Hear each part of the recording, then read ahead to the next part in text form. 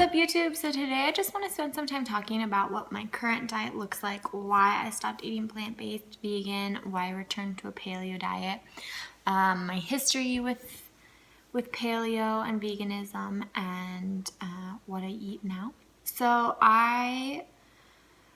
when I first got sick with Lyme, actually right before I got sick with Lyme, in an attempt to heal my gut, I started doing a paleo style diet, and that helped somewhat with my gut. And over the past 4.5 years, actually over the past 12 years, 15 years, I've attempted veganism a couple of times. And every time I've returned to eating meat because I have not felt good on it. I usually lose a lot of weight. I have no energy, a lot of fatigue,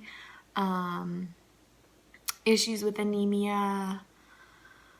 I don't feel good. I stop absorbing nutrients, things like that. And so last year, almost exactly a year ago, I decided to go, last October, I decided to go vegan again, to try it again. I thought maybe, now was the time. I've read about how healing it can be. I think veganism is great. I think it works fantastic for a lot of people. I think it has its place and time for a lot of illnesses as well. But I did a lot of research. I decided I knew what I needed to do this time around, and I would go for it. So I went vegan, pretty much cold turkey, just because I do better that way, usually doing things cold turkey. So I went vegan. And I felt pretty good for the first maybe couple months even.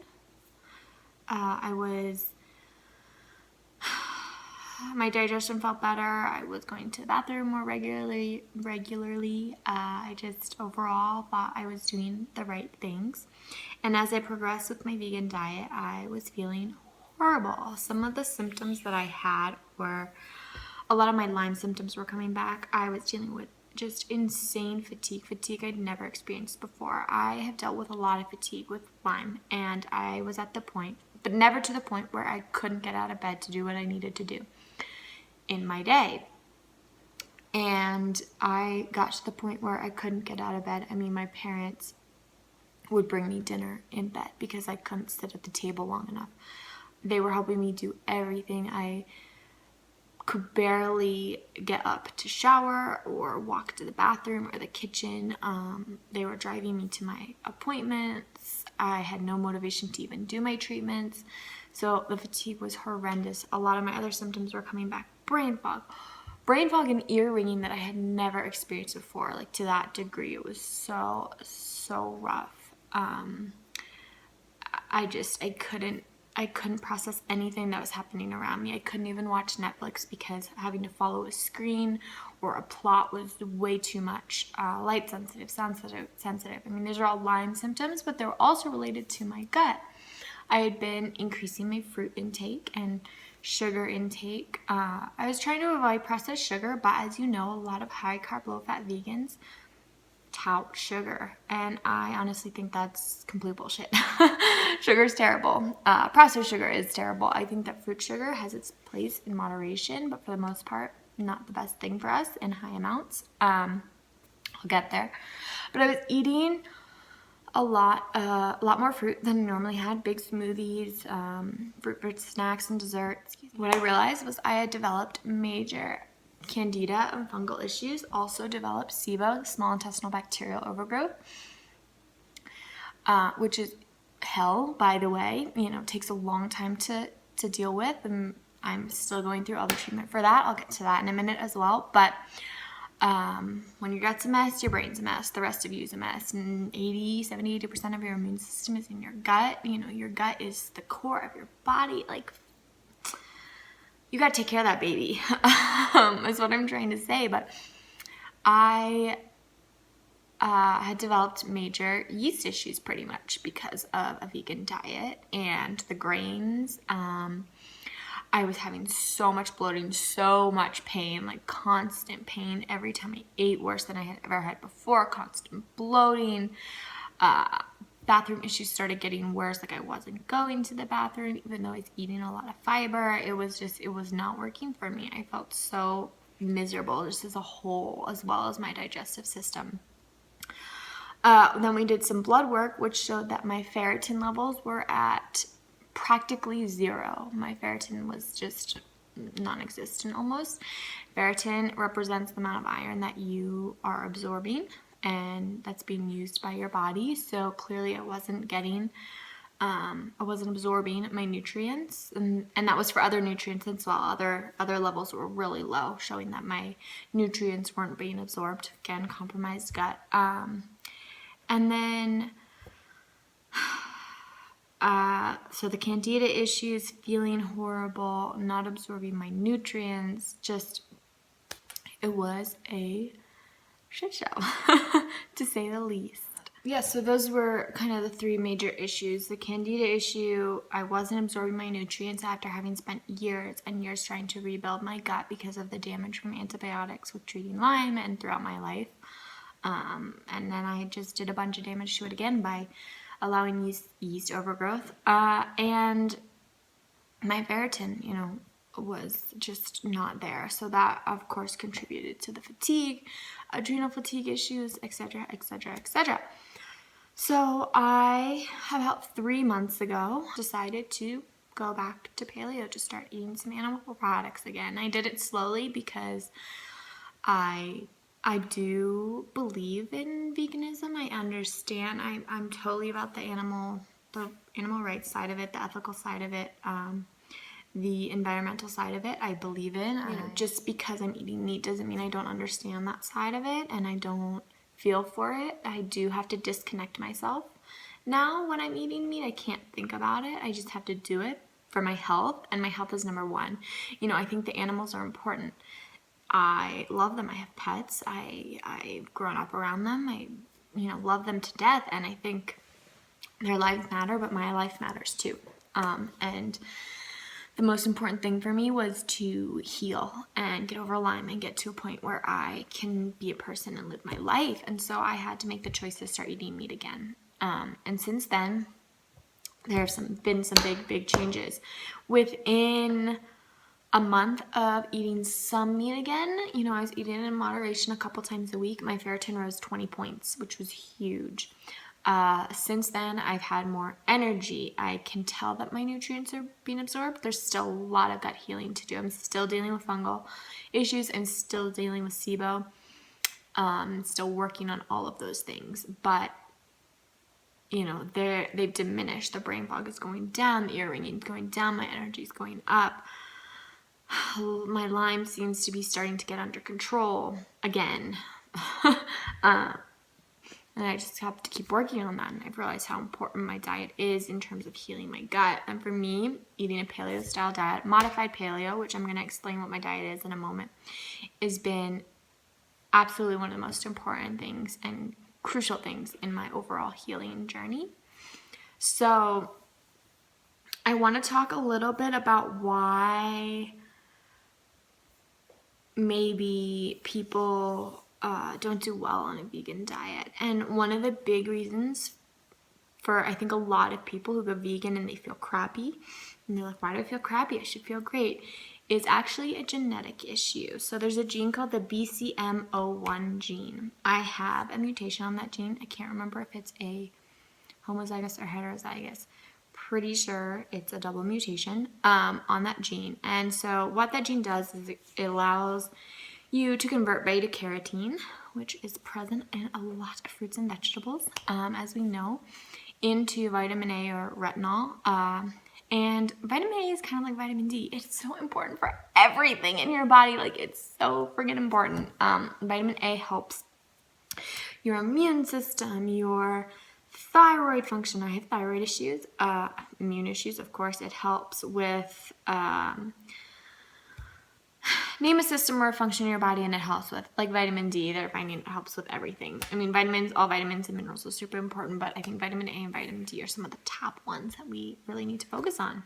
Anyways, so a mutation on the BCM01 gene interrupts the ability to convert beta carotene to vitamin A in your body. Now, the only way you can get active vitamin A, like ingesting active vitamin A, is in animal protein. that already has converted active vitamin A retinol. So your body doesn't have to do the work. You can just absorb the vitamin and use it. So, and one of the biggest sources is cod liver oil or like liver products. Ew, gross. Like, I'm never going to eat liver no matter how healthy people try and tell me it is. It's gross.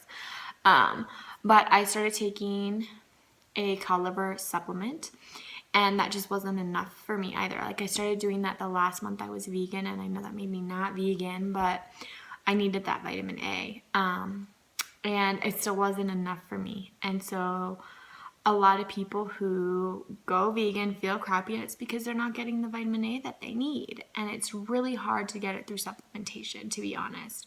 If you have that gene, some people can manage it, getting active vitamin A supplement, but for a lot of people, they do need the active form from food that's easily digested and used in your body. So, starting to eat meat again, I think, has been important because I'm getting that vitamin A. I'm getting that vitamin that's so crucial. Vitamin A also helps and allows you to absorb your vitamin D.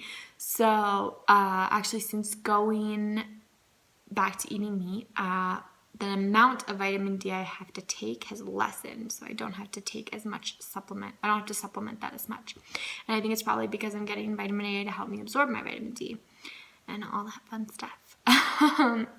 So let me just review what my diet looks like right now. I'm in the process of healing Lyme disease, my gut, from candida, yeast, fungal infections, and SIBO, small intestinal bacterial overgrowth. I had a colonoscopy and endoscopy maybe a little over a month ago now, month or two ago, and I had some stomach ulcers.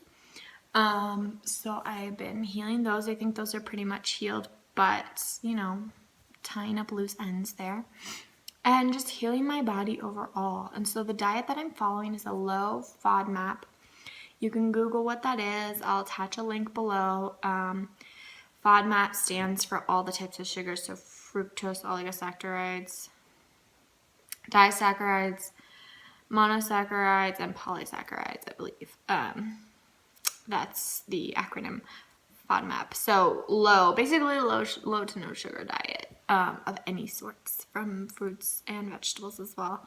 And a paleo diet, so I cut out the grains, the legumes, things like that. I always want to follow, and nightshades. I don't eat any nightshade vegetables because those have bothered me for years. So that's things like white potatoes, peppers, eggplant, certain spices, like seed-based spices, anything in the pepper family from bell peppers to like red pepper, black pepper, spice peppers, because that's all irritating to the gut lining as well. And then I always want to follow AIP and autoimmune paleo protocol, but I'm sorry, almond butter is my life. I will never give it up. That will never be cut out of my diet. So it's just not there. Now, the low FODMAP, nightshade-free paleo diet is extremely, extremely strict, and I'm not about that life. I believe that mental sanity and health is just as important, if not more important, than some physical healing that needs to take place, because your body and your brain are not two separate things. They're intimately connected. And if you are depressed and you're in a bad mood and you're a shit show up here, you're going to be a shit show everywhere else. And so trying to maintain my mental health and my mental happiness is really important for my overall healing and my gut healing as well. So I try and follow a low FODMAP paleo style diet. But I eat some higher FODMAP foods. I just try and do it in moderation. And I try and avoid I do try to avoid all processed sugar. We all have our bad days. And I think that, some people will say, you can't touch it at all until you're healthy. You know what? Fuck it, mental health, all right? So I have my bad days and I give in, and that's okay, and move on, and I get my shit together the next day. I detox, I drink my green juices, I eat my vegetables.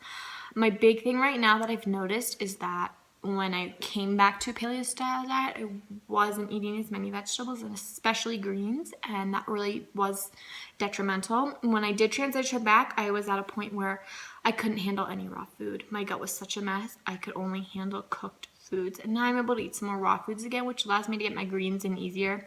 I actually prefer raw greens over cooked greens, so I make whatever I'm gonna make for dinner, and I always have a big salad on the side. When I make smoothies, I do very little fruit and a crap ton of greens and cucumber, and it's not as sweet, and I'm okay with it. So my diet is, I do mostly white meat because I prefer that, but I try and eat a little bit of red meat on occasion because of my iron and ferritin issues. I've had anemic issues for anemia for years. I've always dealt with that off and on, and so I do want to be careful of that, especially in this healing process. Tons of vegetables, low FODMAP vegetables, the occasional higher FODMAP because variety is life. But I try and stick to the basics. I really try and work on recipes that I post on my blog that fit this diet regimen right now. And so I'll link my blog below. You can see some of the things that I've been eating. They're still delicious and great. I've just started to learn to love the basics again, greens, squash, things like that. And I've noticed that there are low FODMAP foods that my body doesn't agree with. It's a learning process. It's a trial period. So you try a food. If it feels like it's causing pain or bloating or discomfort, I cut it out even though this list tells me I'm supposed to eat it and it's okay. And this other food is not okay, but I do great with it, then I'll sub them out, Listen to your body. That's the most important thing I can tell you with any type of healing. And so I know a lot of people may be disappointed that and say I was never a real vegan because once you make the connection, you never go back.